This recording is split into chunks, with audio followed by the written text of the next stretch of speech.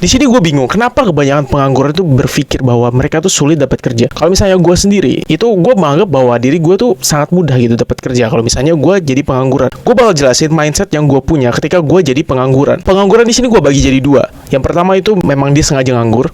Yang kedua tuh memang dia susah dapat kerja gitu. Untuk yang sengaja nganggur, itu antara dia punya banyak duit atau dia tuh pecundang gitu. Ya dia menganggap gak apa-apa, biasa aja, gak apa-apa gak punya duit.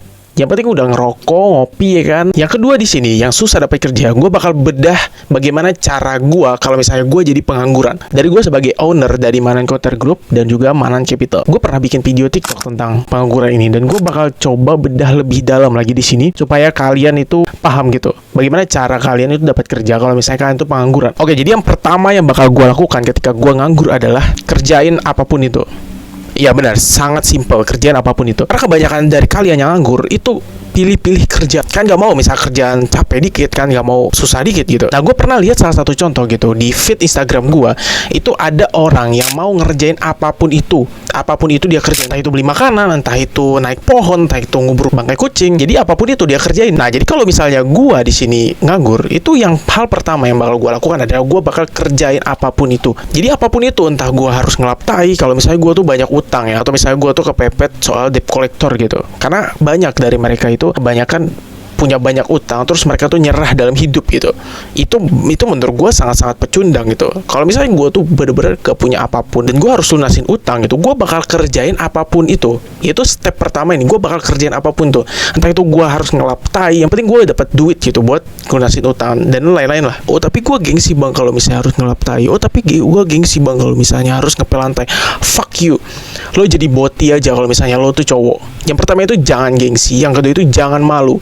Lu gak usah ada dua hal itu. Kalau misalnya lu bener-bener butuh yang namanya duit gitu, lu malu buat apa? Lu yang penting kan lu dapat duit gitu. Kalau misalnya malu itu pendapat orang lain terhadap lo gitu, dan lu gak makan dari pendapat orang lain, lu gak makan dari opini orang lain.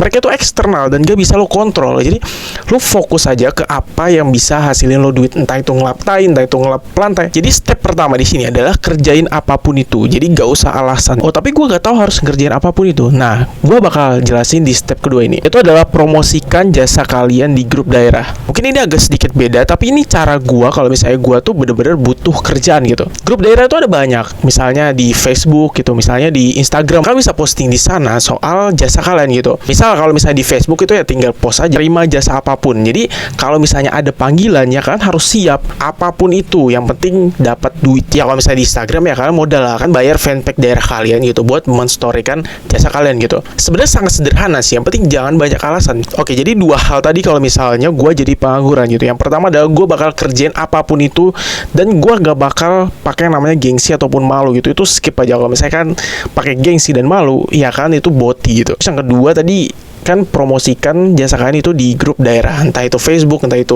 Instagram, entah itu WhatsApp. Ya itu adalah mindset gue kalau misalnya gue tuh jadi pengangguran gitu. Kalau misalnya kalian itu tidak mau kerjain apapun itu, ya kan harus naikkan skill kalian, kan harus punya skill gitu. Karena gue sebagai business owner itu gue nyari orang yang punya skill. Kalau misalnya gak punya skill ya udah skip aja gitu. Itu aja dari gue. Semoga tidak ada lagi pengangguran yang kebanyakan alasan gitu. Dan sampai jumpa di video selanjutnya.